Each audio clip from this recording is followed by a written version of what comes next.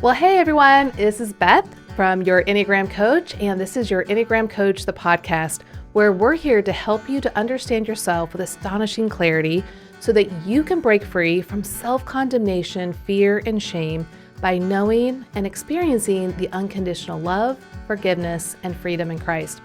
Now, don't forget, we're also on YouTube, so if you'd love to watch us, watch the podcast there, we would love for you to join. Hit the subscribe button, but also recognize that we have other things on that YouTube channel that we know you're going to benefit from.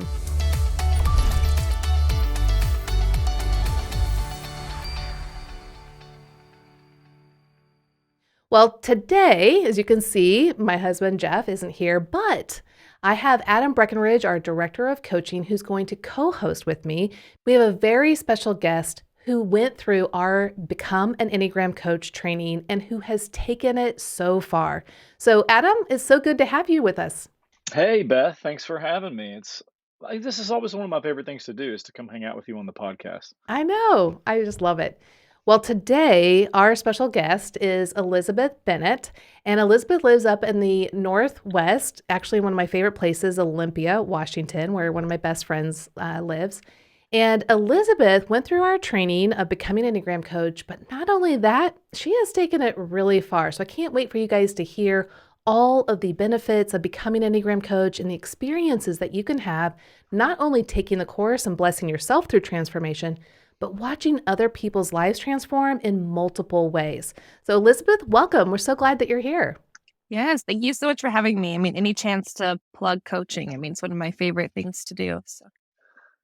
Yeah, absolutely. Yeah, Elizabeth, thanks so much for hanging out with us. I see your name pop up in our coaching community a lot. You really are a bright spot, and I know I speak on behalf of Beth and Jeff and our Mhm. team and all of our YEC certified coaches when I say that I love the work that you're doing. The books that you've written. We're going to talk in just a minute about a new book that you wrote that just came out. But I just we want to honor you. You really are a unique voice in the Yeah. Enneagram world, and your content is so good. And I know that you're making a huge impact on so many lives. And we want to amplify your stuff. Like it's fun to Mhm. have you on the podcast so that you can share your work with more people. Yeah, so Elizabeth, you learned about the Enneagram back in 2017, is that right? That is correct. Yes. It was And through then, Road Back to You, oh, go ahead. actually, Yeah, was yeah. where I learned it from. And then you, I guess, immediately saw how beneficial the tool was. And so you then dove in and created your own Instagram account, which is at enneagram.life, which now has about, what, 70,000 or more than 70,000 followers, which is Incredible. incredible. That's incredible. Is that right? Yes. So it's hard to keep track of. So I think it's like Sorry. 72. I don't know. Somewhere around there. And then not only with the incredible following on Instagram, you have coached over 100 clients. And I would just love to hear what it's been like for you to just spread the word of how the Enneagram is helpful, but also then to coach people. Mm. I think it's a lot of people don't realize how incredible this job is, and what we get to do on a day in and day out basis. Because, I mean, they're reading it for themselves and they see it's insightful and it's been helpful to them. But to sit across from someone and to help them understand their own inner world and how to grow into a healthier version of who God created them to be is truly a remarkable opportunity and a privilege. Would you be able to kind of just expound a little bit more on what it's been like for you to coach people and the experiences you've had? Yes, of course. So I always tell people that most of my Enneagram education has come from my coaching clients. Being able to, sit with someone and ask them straight from the horse's mouth, like, what does this look like for you in your life? And those kind of things has been really, really cool. It's also given me a lot more empathy for all different numbers. Once you've, come to face with the hurts and the pains and the struggles of each and every number, it makes the memes and the jokes not as fun anymore once you're like, whoa, that's a real person who's really hurting. And oh, that's not as funny as it was. And but I have found coaching to be one of the most life-giving things. And I got married really young, had kids really young, and didn't really have an opportunity to figure out really what I wanted to do with my life before all of that. But since starting doing coaching, I'm just like, oh man, this is such a gift to like be welcomed into people's lives and be a voice that now I'm like, oh, I definitely somewhere down the road want to become a counselor. And that has really enlightened that for me. But really, doing the Enneagram coaching has been so cool because I think when we all first get into the Enneagram, we all kind of drag our family and friends into it of like, oh, okay, this has been such a cool tool for me. We need to figure out what everyone is. So we have this mutual language.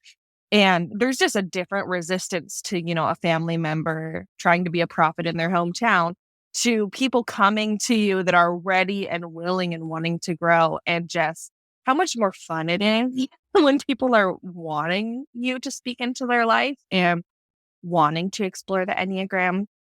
Yeah, it's just been really cool. And I don't know, just some encouragement too. I think so the day I finished your course, Beth, I had 2 coaching clients that night. The day I completed the course. And I felt like such an imposter. I was like, I don't know anything. Oh my gosh, they're gonna see right through me, all that stuff. And I have just been surprised every single time I get on the phone or Zoom or whatever it is with people that all you need to be is one page ahead, than the person that wants to learn from you. And as it so happens, I am a whole course ahead of most of these people wanting coaching from me. And so, yeah, I have never had a coaching session that I have left feeling stupid because I think, it's hard to step into that expert realm. But it's good to remind yourself that, yeah, oftentimes you are a whole course of reading and researching and teaching ahead of the people that are coming to you. Yeah, and the great thing about the Become an Enneagram Coach course is not only do we teach you all the ins and outs of the Enneagram in a simplified, easy to understand way, but then we show you how to coach. Mm. And then not only do we show you how to coach, the 3-step coaching process that we have, but we actually have guide sheets available to coaches that want to use them in especially their first 5 sessions. So it's like plug and play. And then they're the same things that I use. And so for those, some people want to just do their own thing and coach in their own way, in their own style. But for a lot of people, they want a place to start. They want to know that there's a tried and true path. And we offer that for coaches. So they can jump right in, learn, and then basically push play. And it's just that easy, which is so beneficial for so many people.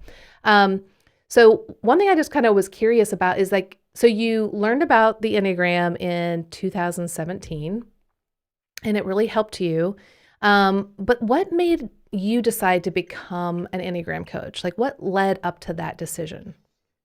Yeah, so it's a little bit of a crazy story. I'll try to minimize it as much as I can. But in the fall of 2018, I had a 6-month-old baby, and I was still working part-time at a nail salon, because I have a cosmetology license.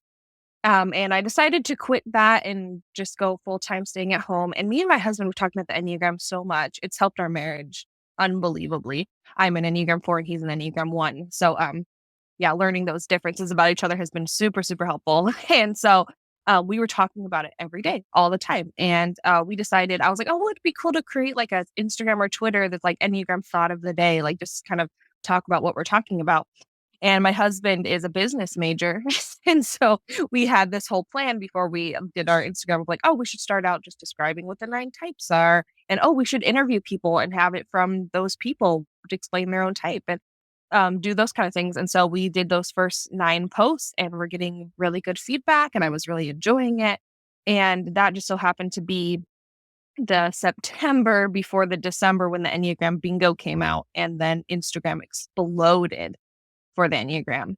And so within that 2 months, we went from a tiny 300 person, mostly our family Instagram account, to over 10,000 followers, like basically overnight. I had to turn off notifications because my phone was just like bing, bing, bing, bing, bing, like just constantly.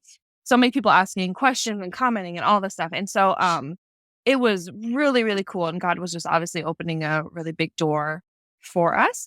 And basically what happened out of that was I was spending so much time making content, answering questions, commenting, all this stuff that it came to a point where I was like, I have to monetize this in some way or I'm kind of wasting my time. And so we sold stickers and t-shirts to fund me getting my Enneagram coaching certification. And yeah, and that you had to help to be like, hey, if you're enjoying the content that we're already doing, how much so would you enjoy it if I learn even more? And so that was really cool. Obviously, it didn't like fully cover everything, but made me feel a little better about the financial pouring into this for myself. Yeah, so I started the course in, I think, February of 2019. By March, I was certified by the end of March. And I started coaching, and yeah, just man, it was so cool. Like I almost don't think I've ever dipped into something that has made me feel so purposeful before than getting to talk to these people, seeing people have these aha moments and just being like, you have literally just changed my life. It's just insane. And also that I've gotten to witness to people. There's been so many people that have come to me that are not even Christians that are like, okay, I see all these problems. Like, what's the solution? And I'm like, well, I only know one solution. And so if you're okay with me sharing that, I will. And gosh, that's been so humbling and so, so cool as well. So anyways, long story, but that's how I stumbled into all of this. And I just feel like, yeah, everything has been God just opening doors and being like, okay, let's take another step. Yeah. Well, Man. Adam's a type 6, I'm a type 9, and I'm sure there's a lot of people out there that are like, okay, so can all 9 types be good coaches? Like, how does that even work? Or are there some types that are better than others? So, as an Enneagram 4, how does the benefits, the strengths, the amazing qualities that you have as an Enneagram 4 show up to your coaching? And how does it bless those that you get to coach? Yeah. I mean, we all have our strengths and weaknesses, right? So I think all of us are really good coaches in different ways. But specifically for the Enneagram 4, I have been told my entire life that I am really good at asking questions and asking kind of secretly deep questions. And so that's definitely something I've seen come into play a lot is asking those really pointed questions. And then I was just telling a coaching client the other day, she started crying and she was like, oh my gosh, I never cry with strangers. And I'm like, well, I feel like I'm probably the safest person you could do that with. There's 0% judgment from me towards your tears of anything. They show me that you are being authentic. And I'm like, oh, good. I don't have to like guess. You're being honest about what you're talking about. And that just being really, really cool in that. And then I also think my 5 and my 3 wing help in my coaching a lot too with different areas, both with the knowledge and with the being able to tap into some of my small talk skills. I think has been helpful. Yeah, but overall, the heart of the 4, I think, is for depth and is for authenticity and is for finding who you are. And I think those things play in really, really well to being an Enneagram coach. Yeah, fours really do such a just to affirm you, you do such a beautiful job of handling the burden of other people's emotions, and creating a safe place where they can. I've been coached by a four, and as a type six, I have a lot of fears, just a few, and my the fours in my life create a safe place for me to be honest about my fears and get in touch with my fears, and because being in touch with your inner world is so natural to you, you really do have a gift of helping others go into that place. And so yeah, I love I mean, all 9 types can make for a great coach, but I love those 4 strengths that show up in the coaching space. Absolutely. Hey, Elizabeth, I'm curious about, so I love your courage to take the initiative. It's really clear listening to your story that God did a deep work in you through the tool of the Enneagram. You started sharing that with others. God quickly, almost overnight, to use your language, gave you a ton of influence, which you've done a Mm. beautiful job of stewarding, by the way. But Yeah. there's one thing I know that's true about anyone who is making the journey of becoming an Enneagram coach and now an author is that it's not easy. It's not an easy journey. So, would you be willing to share with us, like, what are some of the roadblocks you encountered, some of the obstacles that threatened to hold you back? Mm. What was that journey like, and how did you overcome those things to pursue this calling that God's placed on your life? Yeah, man. feel like the last 3 years that I've been doing all this work have definitely not been the smoothest ride in the world. I think especially as an Enneagram 4, it's really hard to stay consistent with things and do things when you don't feel like it, which has been a big growth in just the world of social media and coaching. I mean, any job, honestly, you're going to have to be consistent to a certain degree. Um, yeah, but I feel like having people rally around you with the Instagram account that I have a creative assistant who does all of my work that I don't love doing. So I get to really focus on where my talent is. And so she does all the emails, the Facebook posts, all those kind of things. And I gladly pay her every single month. And it's amazing. And she's also a huge cheerleader in what we're doing. And so that's been really, really amazing. I have also had to, unmesh myself from a lot of the comments and, things that you get, because I think you slowly realize that people are talking about themselves to themselves on the internet. They don't see that there's an actual human behind these things or those kind of things. And I would honestly say my biggest challenge with Instagram in general is I'm dyslexic. And my brain fixes typos for me when I'm reading. And so Right. that is really difficult when you are Yes. putting stuff out online. And for some reason, God loves to have the typos slip through on those one posts. Just they slip through. It's always type ones. It's always the ones. Always the type ones. And it drives me crazy. Sorry, type ones. Yeah. We're not trying. We're not trying. I'm like, obviously it's God. It's God that's doing this to you. It's not me. I'm not purposely doing this. Right. And it drives me crazy because people will make comments about obviously a one didn't write this post, haha, or just things like that. And I'm like, my husband is a one. He actually proofread this. He's just a horrible speller as well. And they didn't catch it. Ones are pretty good at different things. And so yeah, those comments, I feel I get that testy anxiousness in myself when people start critiquing typos. I'm like, it doesn't matter. People can make mistakes. Yes. Stop pointing this out. I grew up with a reading disability as well, and that is definitely a big thing for me. So I'm totally empathizing with you right now. I know, because it's a sore spot, and then all of a sudden there's a microscope on the sore spot in your life, and yeah, man, it still is hard. But I think I came to a conclusion a long time ago that if I was going to microscope my posts and try my hardest never to make typos and fear that so much, I would never make content. And that, the action is so much greater than that, fear of what the comments could be. Because people are getting things out of it. And I know most of the comments might be about the typo, but there are 300 people that loved the post and shared it or saved it or whatever that didn't make a comment that it spoke to. And so, yeah, just having to focus on that, I think has, helped in the just keep moving forward. Don't get overly discouraged. Keep going.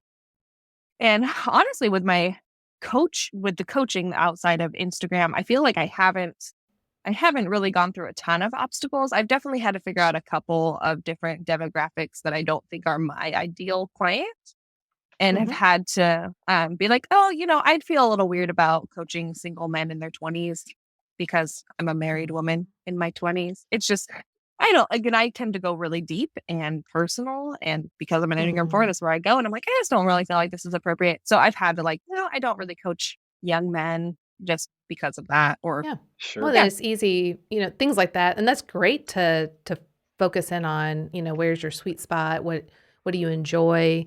And then refer people on to some other coach that would be amazing fit for them. Because we can't be the amazing fit for everyone.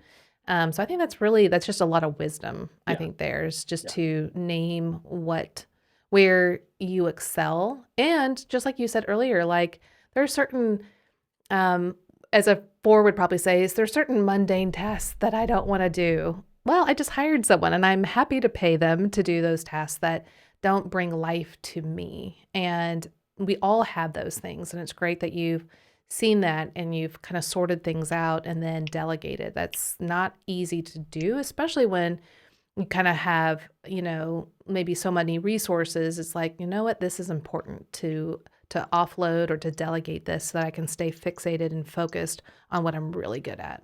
Yeah. That's just really great. Yeah. I just want to point out, Elizabeth, well, thank you for sharing, what it's like to journey toward becoming an influencer, a coach, and an author. And you illustrated something when you were talking is that typically God, when he invites us to step into our calling, he's going to invite us to somehow step in through the door of weaknesses. He's going to use strengths, but he's going to ask us to step through, and usually those weaknesses are the very things about us that we feel the most shame about, we feel afraid of, and we feel like they're the things that we're going to need to fix in order to be successful or make an impact. And actually, it's not the way it works in the kingdom of God. He calls Moses to do the talking when Moses doesn't talk very good. And I can use improper English, on that. I'm from Arkansas. Let me give me a break. So, but he calls. I mean, the ultimate example is he comes to us at Christmas in the in blood and flesh in the form of a helpless baby to save the world. Like, that's pretty weak, and that doesn't make any sense, But that's how he comes. And I just want to honor you and say I'm so grateful for your courage to say, hey, these are vulnerabilities I have in addition to my gifts, and these are not going to stop me from stepping into what God is calling me to do and the influence that he's given me. So well done. Yeah. And, just from one person that struggled with reading their whole life, to another, I just want to also just say kudos for the books you've written, because I know how hard that is on multiple levels. So let's dive into that. Like, when did you realize that you wanted to kind of go in this direction of being an author with the Enneagram, and how that kind of unfold? And then what were the first books you wrote? And then we'll get into your most current book. Yeah. So this is actually, I know this is going to be kind of a lot of backstory, but I think this is just a really cool story of God's redemption and grace. So my grandmother is an author, and she was actually, she very much favored my older brother, and she was actually pretty emotionally abusive towards me. And she spoke over my life often as a child. You are never going to be the writer. You are never going to be the writer. Your brother is the writer. And because that was something she really valued, and she put all that hope onto my brother. And I spent so much of my childhood and some of my teen years trying to impress her, because I really liked writing, especially fiction in my younger years. And yeah, there was so much death spoken over my writing. And then I was dyslexic, and it just, like, man, the odds were stacked up against me. And I don't have a relationship with this grandmother anymore. But when in August of 2019, I had a literary agent slide into my DMs. And honestly, I thought it was a scam. I thought it was fake. And so she wanted to have a phone call with me, and I talked to her. And I think what was playing in the back of my head the whole time, she was like, hey, we, like, publishing houses are looking for these type of Enneagram books. We think you could write them. And I'm just like, I can't write. Like, I can't be an author. I can't do that. And I'm already really enjoying doing Enneagram coaching, and I have a little baby. Like, my life is really full. How on earth could I write books? And I got off the phone and I talked to my husband. I'm like, yeah, I don't know about this opportunity. And he was like, Elizabeth, do it. Like, this is a once in a lifetime opportunity. Do it.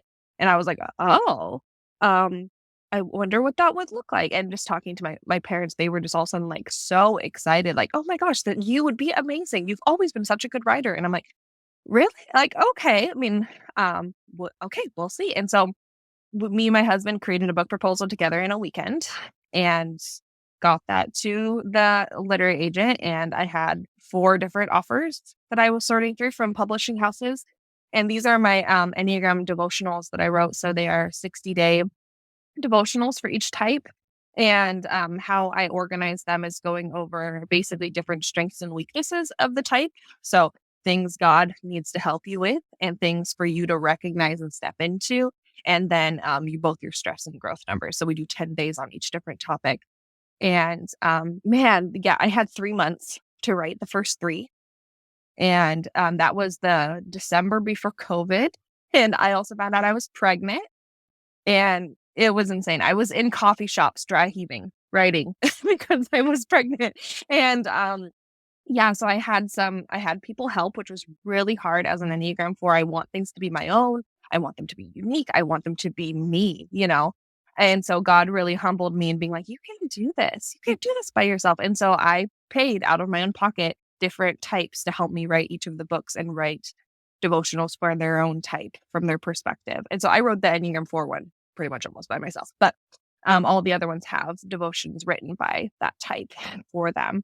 Um, yeah, and it was just really, really cool. I mean, like, obviously, God just blew open doors for that. And like, it's so funny because even when I talk about people being like, yeah, there was death spoken over my writing and like, this shouldn't be where I am. They're like, oh, good for you for pushing through and doing it. I'm like, I did not. Like, I literally did not be like, I'm going to be a writer anyways. Like, that was never my thing. But God's like, no, I'm going to redeem this part of your life for you. And this is going to be what I have for you, and just helping me step through it. And there's definitely been a lot of things I've had to process in counseling I've had to do to step into writing with that backstory. But yeah, seeing God do it and seeing so many people be like, your outlines are amazing. You're so much gifts in your outlines and your metaphors and all this stuff. And my editor hasn't fired me yet. She has worked alongside me with the Patience of a Saint. And yeah, that's just been so cool. And that God has, in every book I sign, I always say, like, may God lead you to still waters through these words. Like, that is my dearest hope, is that God will take in something out of this, even if it's just the scripture, and lead people towards still waters and show them their reflection of him. Because I think that's something that prompts the most change in your life, you know, that encouragement and that awe of being like, man, we are reflections of God, and my personality, my gifts are a reflection of his good gifts. Is just it makes you feel so small and so empowered at the same time. And so anyways, yeah, all those books, they released them 3 at a time, which was interesting. I had 3 book launches in the course of a year and a half. But that's been really cool to even all those launch teams, it being different numbers, had such different flavors. And like, it's just been really cool to focus on each number for a while. And man, each of these devotionals that I wrote grew me. Like, man, having to grit my teeth and write about joy and about logic over emotion, it was really, really hard. But having to do my research and see how is this a part of God? How is this something God values, even though it's something in my core I think I tend to shun. And I'm like, obviously sadness and grief and emotion are the best things. Like, these are the deepest, richest things of life. But being called to joy and being called to logic, writing that 7 and that 5 devotional, man, it grew me. Yeah. And really helped me to see that, oh, God tells you to have joy. Like, God calls you to joy. And I think I forget that a lot. But that was Mm. really, really cool to have to do my research on and have to grow into even be able to write that. Wow. Well, tell us about your latest book. So it's Enneagram Life, Personal, Relational, and Biblical Insights for All Seasons. Can you just kind of give us an overview of what you've put, so I'm sure so much time and effort and just like your whole being, I'm sure, is in this book. So kind of share with us what the book is about. Yes. So when my publishing house came to me about writing a trade book, so a bigger book about something you specialize in, I was like, man, I never had to really niche down on the Enneagram because I was a very early account on Instagram and I like talking about the Enneagram as a whole. And so I've never had to be like, oh, I do Enneagram marriage or I do Enneagram and parenting or whatever. And so I'm like, I know a lot about these topics, but I don't feel like I have a whole book in me about parenting or about, different things like that. And so really what I ended up doing with Enneagram Life was taking all the FAQs that I answer all day long and putting them into different categories of different seasons of your life. So in the childhood section, we talk about birth order. We talk about your relationship with your parents. We talk about childhood wounds. We talk about how your parents' Enneagram type impacted you. And then in adolescence, we talk a lot about friendships. We talk a lot about living in unhealth and extremes. We talk about subtypes in the adolescence section because I see a lot of subtypes flip between high school and college. Leaving your parents' house does do a lot of things to you. And then adulthood, we talk a lot about marriage and parenting in the workplace. and stress and growth, numbers. And then in advanced adulthood, we talk a lot about the missing piece and security arrows. We talk about grief, and we talk about death at the very end. And man, it's such a journey, but it's really all these parts that I really want to make the Enneagram painfully practical for people. Because if it's not painfully practical, we don't use it and we don't see how it impacts our everyday life.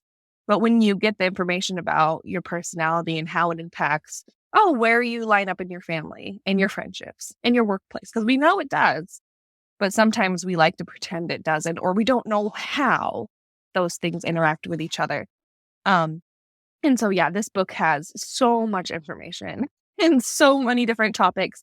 But I think I really like to think of it as a resource, like just such a reference guide and a resource for people that love the Enneagram, that are ready to go beyond the 101 and want Right. to learn more about how your personality practically impacts right now, your past, and your future.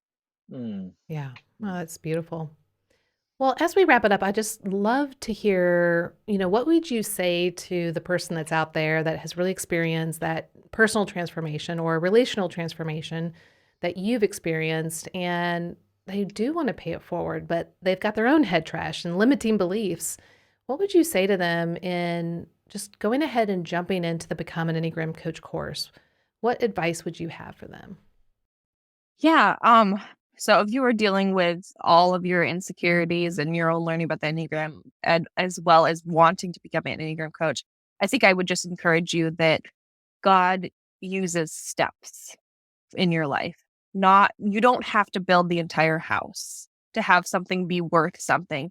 You can build the next step. You can invest in the next step and step onto that. And who knows what you're going to be able to see once you do one more step.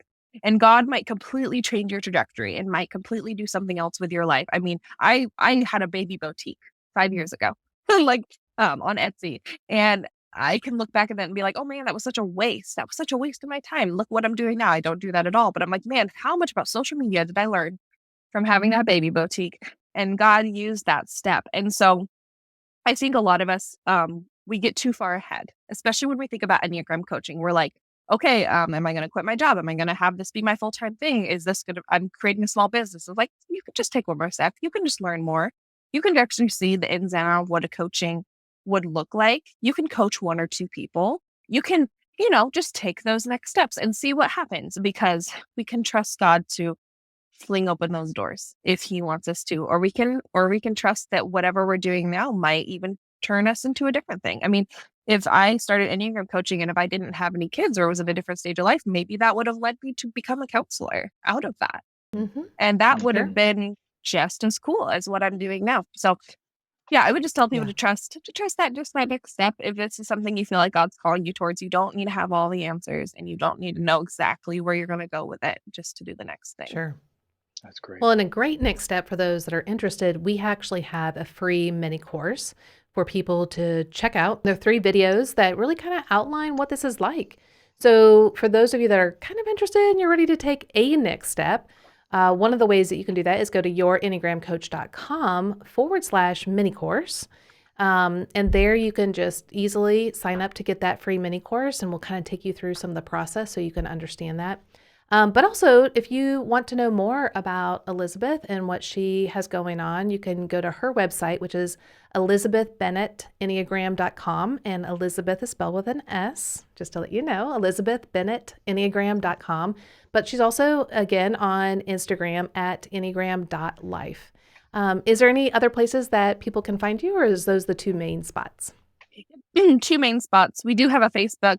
It's not extremely active, but you could search Enneagram Life and you'd probably find it. And then I also have an author Instagram as well, which is author.elizabethbennett.